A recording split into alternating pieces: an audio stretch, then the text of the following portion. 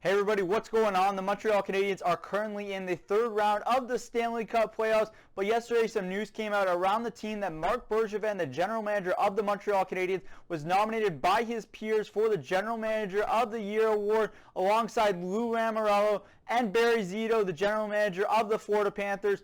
All three of these general managers have been nominated for the award, so I think it's time we take a look into Marc Bergevin's last year as Montreal Canadiens general manager and see whether or not he deserves to be in the running for this award. I think when you look at Marc Bergevin's moves as Habs GM over the last year, you can really group those moves into three separate categories, one being great, one being solid, and one being you're more unsure of. When you look at the great category, two names immediately come to mind, and those are Jake Allen and Tyler Toffoli. Jake Allen has been everything the Montreal Canadiens have asked him to be as the backup to Carey Price this year. He actually started more games in the regular season than Price because of Price being injured for some of this season, and Allen was fantastic this year as a whole. He was exactly what you wanted as a backup to Carey Price, and he performed above and beyond expectations. There was always going to be question marks about whether the Montreal Canadiens should have invested as much as they did in the goaltending department that they did this season.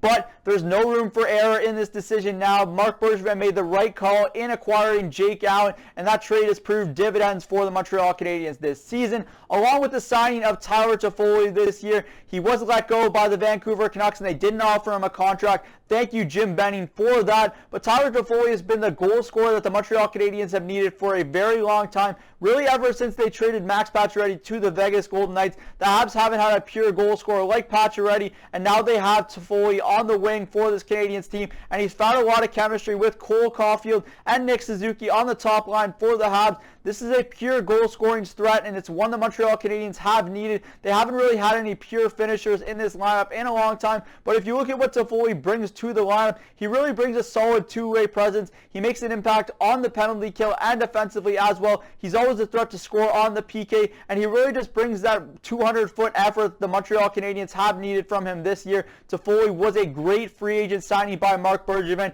and he deserves all the credit in the world for that.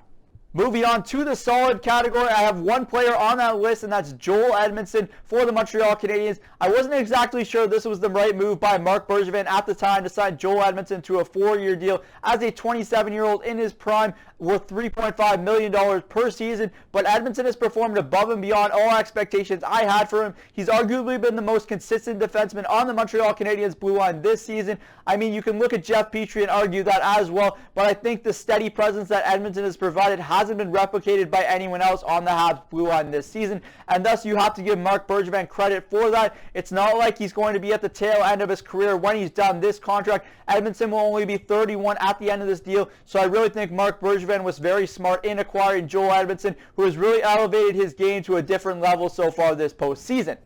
Now, one of the bigger moves that Bergevin made this offseason was trading Max Domi for Josh Anderson of the Columbus Blue Jackets, and I love the trade at the time because Anderson really provided something on the wings that the Montreal Canadiens didn't have, and that added to what Toffoli brought to the lineup in the goal scoring and finishing department.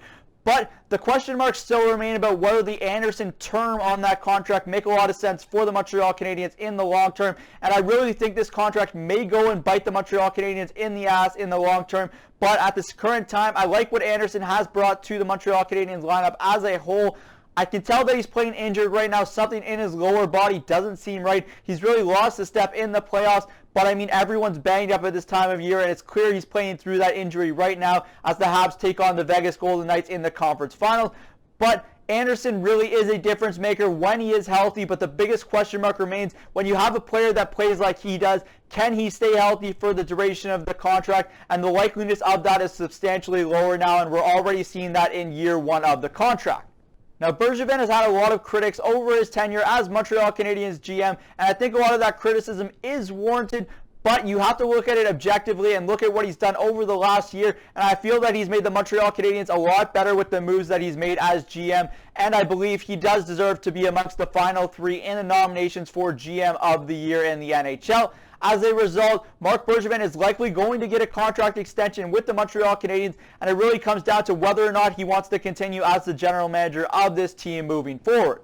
Whether you like him or not, Bergevin continues to be one of the most polarizing figures in the National Hockey League, and that is 100% good for the NHL as it draws a lot more intrigue to the sport, and the Montreal Canadiens, one of the biggest markets in the league as a whole. That's it for me today from Cook's Corner. As always, comment your thoughts down in the comment section down below on whether or not you think Marc Bergevin deserves the GM of the Year award this season.